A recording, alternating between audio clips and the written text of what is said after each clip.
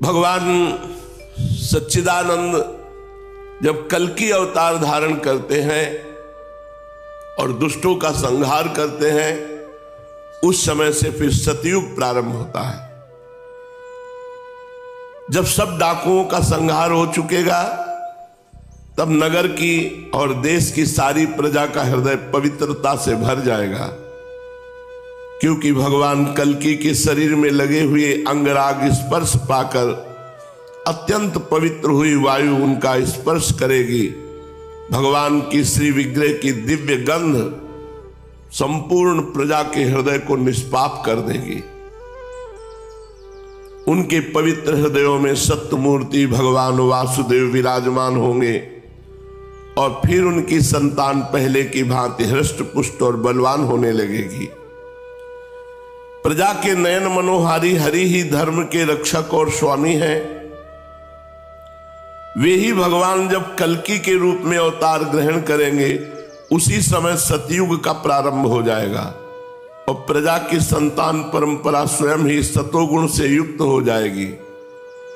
जिस समय चंद्रमा, सूर्य और बृहस्पति एक ही समय एक ही साथ पुष्य नक्षत्र के प्रथम पल में प्रवेश करते हैं, एक राशि पर आते हैं, उसी समय सतयुग का प्रारंभ होता है।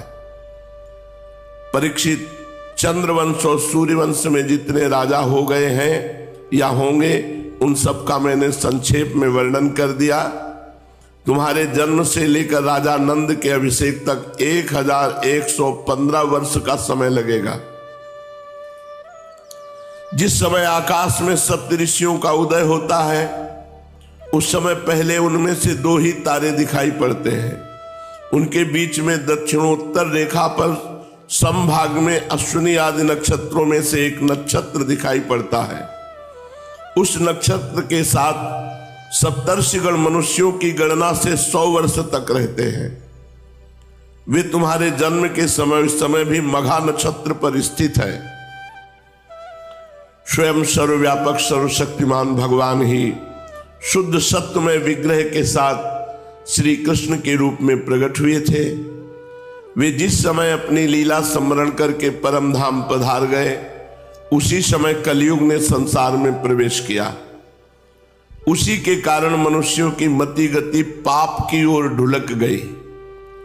जब लक्ष्मीपति भगवान श्री कृष्ण अपने चरण कमलों से इस पृथ्वी का स्पर्श करते, तब कलयुग की ताकत नहीं थी कि वो यहां प्रवेश करता।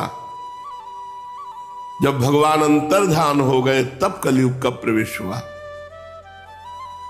परीक्षित, जिस समय सप्तऋषि मघा नक्षत्र पर विचरण करते रहते हैं, उसी समय कलयुग का प्रारंभ होता है। कलयुग की आयु देवताओं के वर्ष गणना से 1200 वर्षों की और मनुष्यों के गणना के अनुसार 4,32,000 वर्ष की। जिस समय सप्तऋषि मघा से चलकर पूर्वाषाढ़ा नक्षत्र में जा चुके होंगे, उस समय राजा नंद का राज्य रहेगा। तभी से कलयुग की वृद्धि शुरू होगी। पुरातत्ववेत्ता ऐतिहासिक विद्वानों का कहना है कि जिस दिन भगवान श्री कृष्ण ने अपने परम धाम को प्रयाण किया, उसी दिन उसी समय कलयुग का प्रारंभ हो गया। परीक्षित, जब देवताओं की वर्ष गणना के अनुसार 1000 वर्ष बीत चुकेंगे, तब कलयुग के अंतिम दिनों में फिर से कल्कि भगवान की कृपा से मनुष्यों के मन में सात्विकता का संचार होगा।